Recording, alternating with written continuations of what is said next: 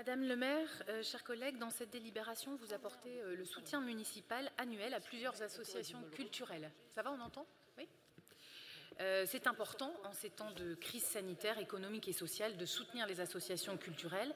Nous sommes dans une période où les structures de la culture sont elles aussi confrontées à la hausse des coûts, à la baisse parfois de la fréquentation, aux mutations des pratiques culturelles, et où pourtant leur action reste essentielle au lien social et à l'émancipation de chacun. Je veux prendre quelques instants ce soir pour éclairer notre vote municipal sur une subvention de 30 000 € à l'association Philo Lille, qui organise depuis 25 ans le festival Cité Philo.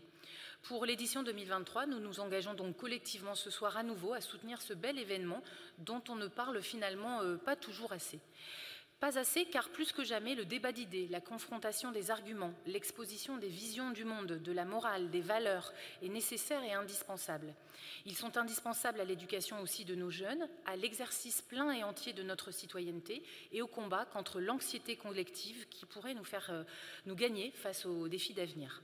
Nous le constatons tous dans la vie quotidienne, dans les débats familiaux à table, dans la presse, l'appauvrissement de la qualité du débat public est consternant.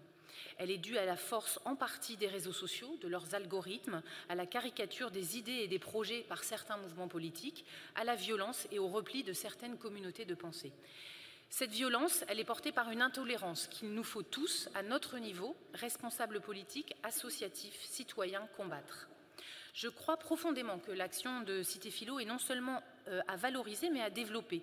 Il faut que nous travaillions tous à ce que de nouveaux publics accèdent à ce type de rencontres, ce qui n'est pas facile car la communication de la ville est excellente, la subvention est constante depuis des années et je sais que cette année, avec un programme dédié à l'Ukraine et des groupes musicaux, des artistes qui viendront compléter un programme de rencontres philosophiques, sera de très bonne qualité et soutenu par la ville de Lille. L'association Philo Lille, c'est 85 membres, presque tous professeurs de philosophie au lycée ou en université de l'Académie de Lille.